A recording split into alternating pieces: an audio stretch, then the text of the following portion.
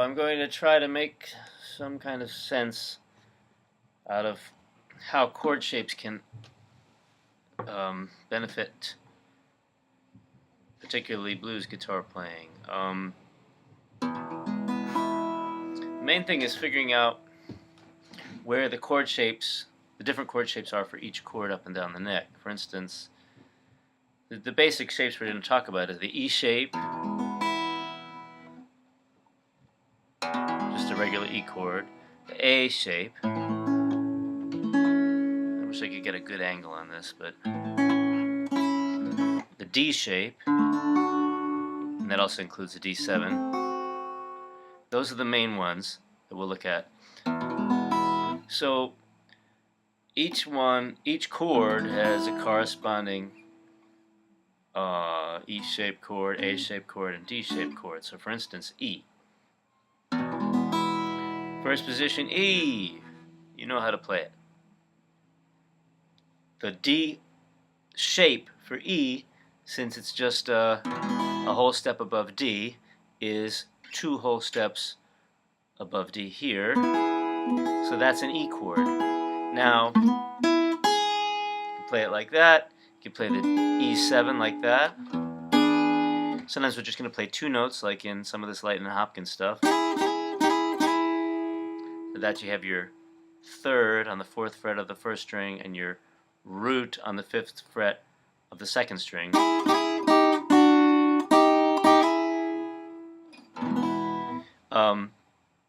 Another position, another shape that doesn't really fit in with those 3 categories is this other Lightnin' Hopkins one, which is really just a root 5th of E.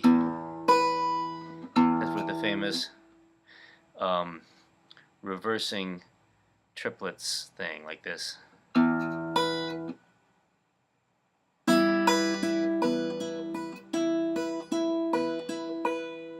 So when he goes up from there, we get into the area of the A shape for the E chord, which does this thing. So that's all based around this A-shaped chord, starting on the 7th fret, and then it's on the 7th fret of the 5th string, that's the E, and then you have the other notes on the 9th fret of the 4th, 3rd, and 2nd string. And then if I was double jointed, I could play this note as well, like that. So I never really play this chord like this, but it would be basically E, B, E, oh boy, G sharp, and B. So that's the basis for this riff when it goes up to this. Because what we're working off there is the A. So here we have the, up here on the 9th fret is the 3rd of A, and the 5th of A on the 7th fret there. And then it's going to go up like that. So it goes 5th, 6th, flatted 7th, 6th, 5th. And then it's going to slide up to the 3rd, and then to the 5th, 3rd, root.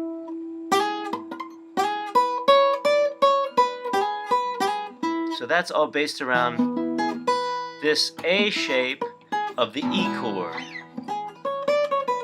And of course, if you went up another 2 frets from the 7th up to the 12th fret, from the 7th of the 7th note in the 7th of the A chord.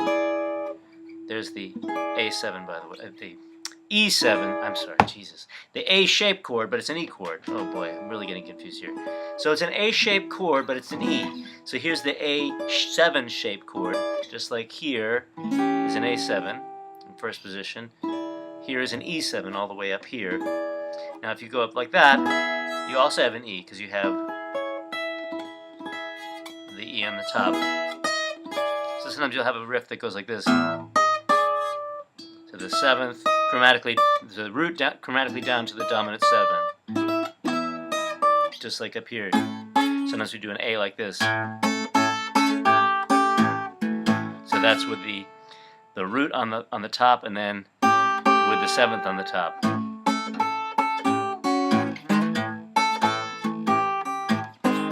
These slides are always really fun. Just like with this. With blues, a lot of times it's good. If you're going to use the major third, it's often good to slide up to it or bend up to it.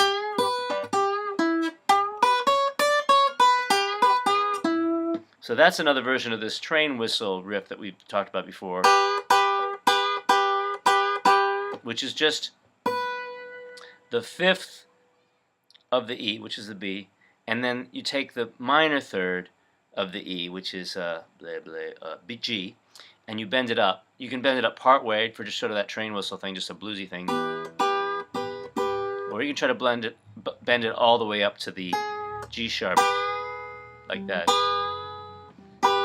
Now it does require a real anchor of this finger to stay in one place and be able to move this one up.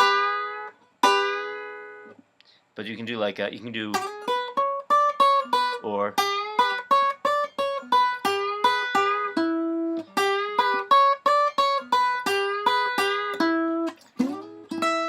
so that's all stuff around E. So if we go, then say we jump to the A chord, the real A chord, not just the shape, A chord. In the first position, it's all on the open A. You can even open E if you want. Open A, 5th string, then 2nd fret on the 4th, 3rd, and 2nd string, and then open 1st string. That's the A. This is the A6. We've got the 2nd fret on the 1st string, and then of course the A7 here, adding the G here.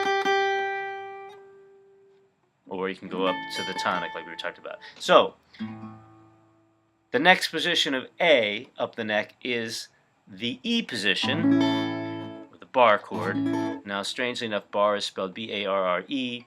I guess it refers to a person who invented this chord, but I always think of it as a bar, like you're barring across the fret all the way across one fret with your finger, and then playing the E chord, fretting the E chord with your other fingers. So the position is A on the 5th fret of the 6th string, that's the root, E, or the 5th note in the chord, on the 7th fret of the 5th string, another A on the 7th fret of the 4th string, then you have your 3rd, which is the C sharp, or the 6th fret on the 3rd string. You have your E on the 5th fret of the 2nd string, and then A, which is the 5th fret of the 1st string. Now, I hate bar chords. I hate playing them. I don't particularly think they sound that great. They can be advantageous because you can make really staccato notes because you can squeeze it and then release like this. My hands are small. They don't look small there, but they're pretty small, so kind of stubby. I much prefer to play taking a bar chord and opening up. For instance, using my thumb to play the A there, and playing not all of the notes, but some of them, like that. Those 4 notes. So that's the playing on the 4th string, the 3rd string, and the 2nd string, or even just like this, which is playing the 6th string on the 6th fret on the 3rd string, and then 5th fret on the 2nd and 1st. These are all E position chords. They're all based off of this shape. Whether you do it like that. I used to think of this as an F position chord, because when I learned how to play an F, it wasn't as a bar chord.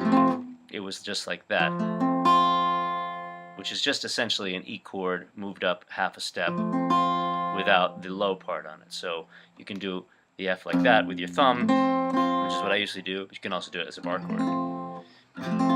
So we've got this E position A chord. And so we've got that one Lightnin' Hopkins riff that really does, I mean, Lightnin' Hopkins, or possibly Jimmy Rogers, not the yodeling brakeman, but Jimmy Rogers, who played in Muddy Waters Band. He came up with a lot of good riffs, and I'm not sure exactly where this riff comes from, but this.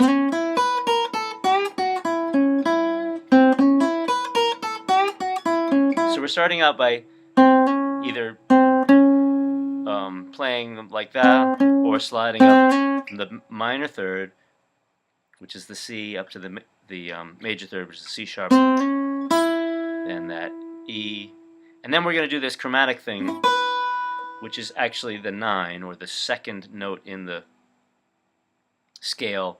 So it's a B, and then chromatically down to B flat, or I guess A sharp, and then A. And that's all. That gives it a bit of a jazzy thing, adding that 9 on there, and then that chromatic run. But then we're just going back to the old 7, 6, 5, 3, 1 scenario. So we got that. But after that you can do, which would be 7. I'm talking about chord tones, not frets. So we're in terms of frets, that's the 8th fret, 7th fret, 5th fret. But in terms of chord tones, it's the 7th, the 6th, and the 5th. Or it's still a bend up to the 7, and then still around this 3rd root, 5th, 3rd root. There's a lot of stuff, a lot of riffs around jumping between the flatted 3rd and the major 3rd.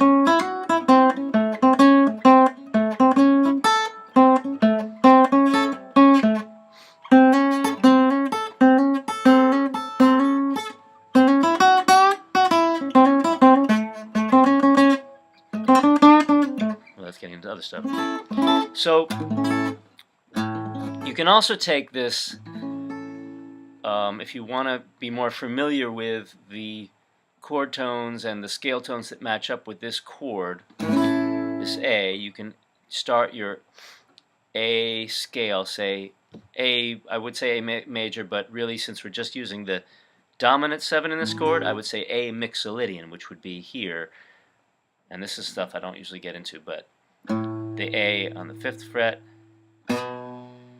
B on the 7th fret of the 6th string. Now moving to the 5th string, your 3rd, or C sharp, would be on the 4th fret of the 5th string. Sorry, then we got to get the 2nd, the 4th in there, which is the 5th fret of the 5th string. And then we get up to the 5th, which is the 7th fret of the 5th string, then up here to the 6th, which is the 4th fret of the 4th string.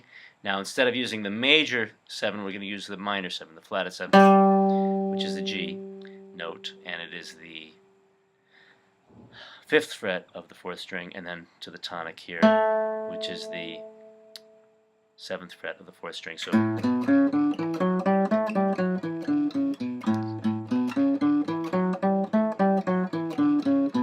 now my ear always wants to hear when I do that, you know. But for the purposes of this, we're really just using the dominant 7, so it makes more sense to show you the Mixolydian scale, or mode, I should say. Now, if you do want to get feel more comfortable with the fretboard, it can be helpful. I mean, I never really suggest people do scales much, but it can be helpful to do the scale, one position, and try leapfrogging.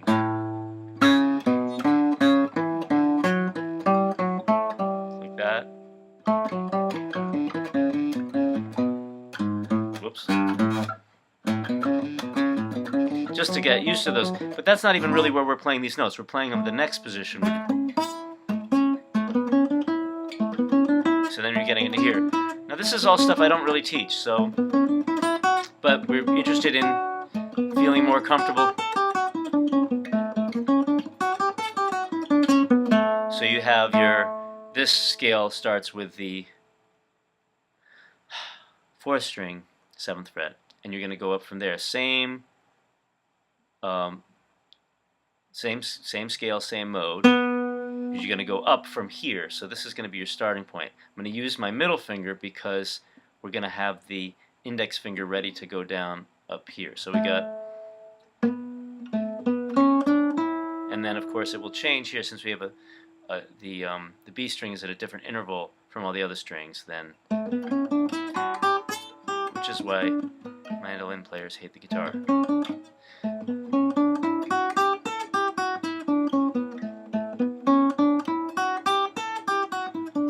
not even going to go into that, but this is kind of one way. That's one approach to figuring your way around these notes. But the other thing really is figuring out where these chords are. So we had the E position of E.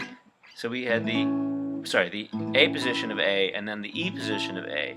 Now we're talking about D position. Now that's a much more limited thing. So that's up here. So figuring out where everything is relative, you see E right there. So the D position of E is up on the 4th and 5th frets. So it starts, if you want to count up from the tonic on the 1st string, the 3rd is on the 4th fret. So it's 4 frets up from the tonic, from the root. There's your open E string, your open 1st string, and then you have the 3rd, which is part of this D position E chord. So that's all. Everything moves up the neck the same. So we have an E position A chord. So here's the tonic there at the top on the 5th fret. So we're going to go 4 frets up from that. So 1, 2, 3, 4.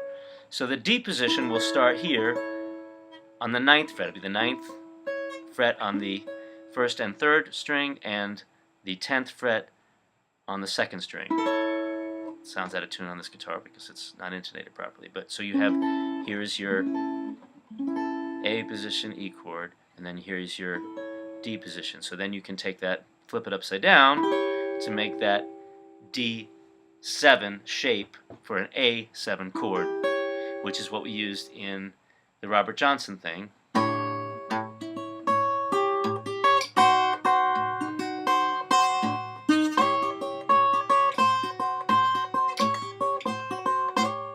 So then you can also do stuff like,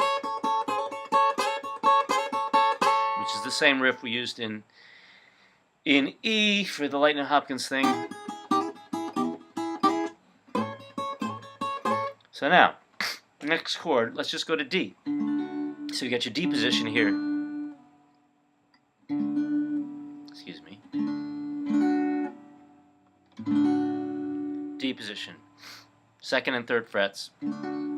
Now, your A position, the next one up will be the A position for the D chord, which is here. It's just like where the E was up here, but it starts on the 5th fret, 5th fret, 7th fret, 7th fret, 7th fret, 5th fret. And again, you can have your D7 right there on the 7th and 8th fret. You can bump this up to the tonic of D. That's up at the 10th fret here. And these guys are down the 7th fret.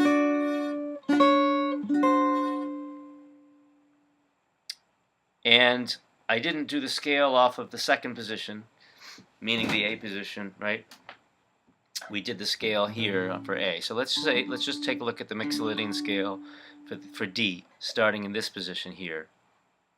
So that's your tonic, the 5th fret of the 5th string. You're going to go up to the 7th fret of the 5th string. You're going to go up to the 4th fret of the 4th string, which is F sharp, then to G, which is the, so we get the root, 2nd, 3rd, 4th scale tone, which is G, or the 5th fret on the 4th string. 7th fret of the 4th string is your 5th of the chord, or the scale tone, 5th scale tone, which is in this case is an A. Then we're going to get up to the 6th scale tone, which is a B, 4th fret of the 3rd string. Then again we're doing the dominant 7, or the flatted 7, which is a C note on the 5th fret of the 3rd string. And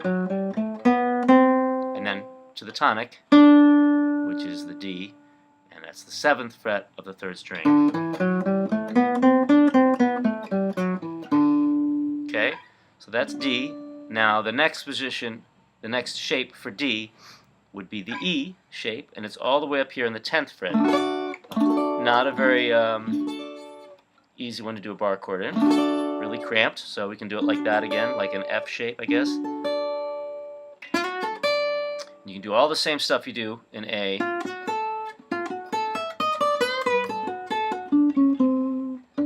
And that was another lick that I didn't really. So if we look at these notes here, so we got the root, the third, and the fifth. That's your chord. That's your triad.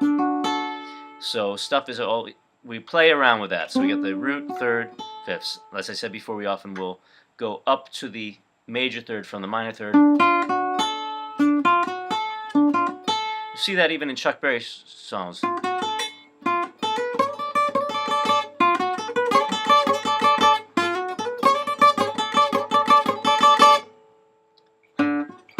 you can do just these if you want. But so we got this root, third, fifth, then root, root, third, fifth, root. So we got this root, third, fifth, sixth, dominant seventh, sixth, fifth, third, root.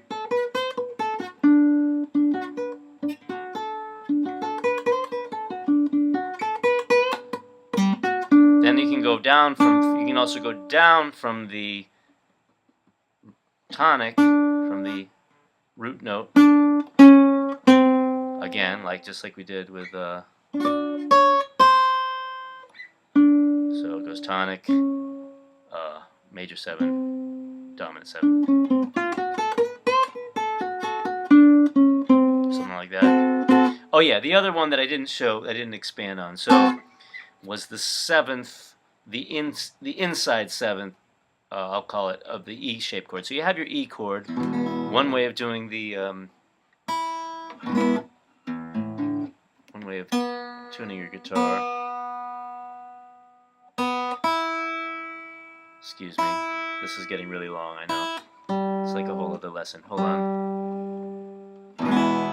That's better. So look, we got your E7 like that, where you put your pinky down on the 3rd fret of the 2nd string. The other way to do an E7 is to just pick this finger up. So you're fretting the 2nd fret of the 5th string. You're leaving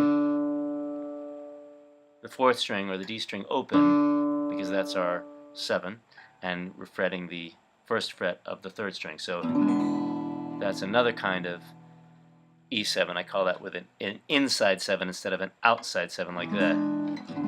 So when we did Kind-Hearted Woman, the second way we played the A7, this was the first way we played the A7, which was like a D7 shape. The second way was a inside 7 on the E, but it sort of exploded this chord and just did the inside of it. So we have, you can do it like this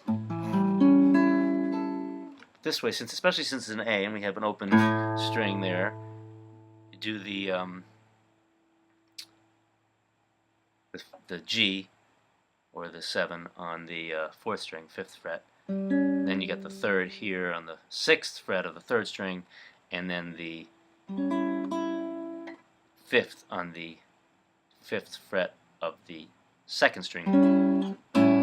So we've got that internal, the inside 7. You can make it a 7 like a 6 like that. I don't ever do that really. So we got that up here on the G, and I'm sorry, on the D. It's the same thing. So we've got your E shape D chord on the starting on the 10th fret. But to do an inside 7 chord like that, just like in Kind-Hearted Woman, the only difference is we don't have the open string for the root. So sometimes what people do will go lift this up and just do like that, but you know, whatever. That's without the 7 there.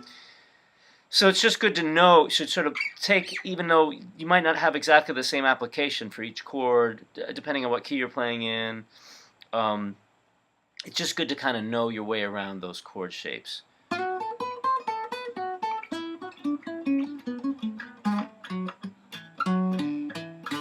feel like there was something else I was going to say, but E, A, D. I guess that's a pretty good start. Oh yeah, that was one more thing. So I think we might have messed around with this a little bit when we were doing boxcar shuffles an age ago. This shape, that's that A with the inside 7 there. If you flip that shape over like this, kind of like you'd have a D chord here and then flip it over for a D7, it's not. It's the same shape. So you flip it over, you have what you have here is say this is in the key of A. We have a G here, 5th fret of the 4th string. Then you have a B note, which is the 4th fret of the 3rd string, and then you have an E again, like before, 5th fret of the 2nd string.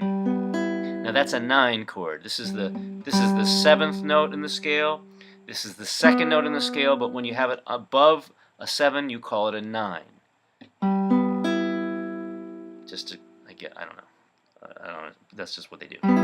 So this thing is fun because this shape you can move it. You can slide it up 2 frets.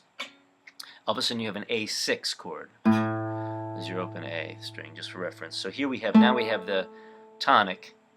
That's an A on the 7th fret of the 4th string. Then you have the 3rd, which is the 6th fret of the 3rd string, and then you have the 6th, which is the 7th fret of the 2nd string. Now, what people do a lot with a sort of more urbane sounding blues, like B.B. King or T-Bone Walker or some of the West Coast guys, is they'll do kind of a. It's one of Miles Davis's tunes off of Kind of Blue uses that progression from a 6 chord to a 9 chord.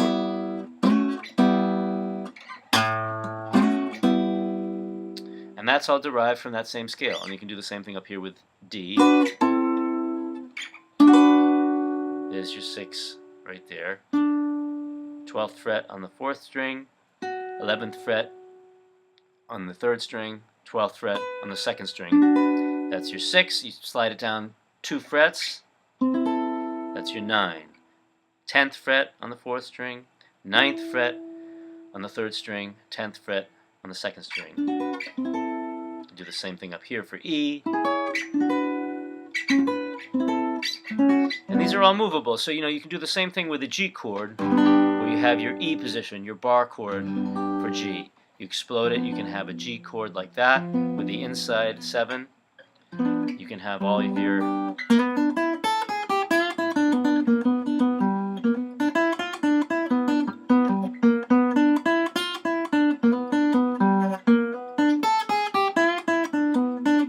then you can go up. So your D position for G, you take your G, you go up 4 frets. 1, 2, 3, 4. That's where your D position starts.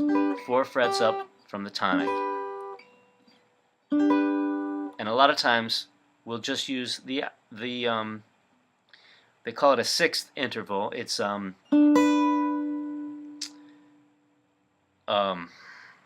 usually on the guitar you're taking notes from a string with 1 string in between, so the 1st string and the 3rd string. That's part of this D chord, but sometimes you want to play that. So you say you go. That's another thing I didn't talk about. Okay, so you have your G chord. If you play the 3rd string and the 1st string of that chord, so that's the 4th fret and the 3rd fret, slide up to that. You can slide up to the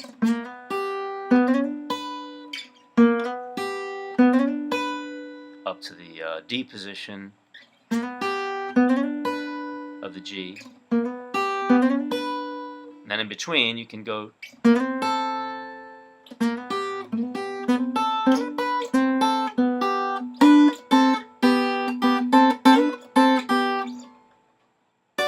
yeah. Sound familiar? One of those songs you never want to hear again for the rest of your life? That kind of stuff. So sometimes messing around with those little. That's a whole other lesson, though. Let's stop while we're behind. It's already 30 minutes.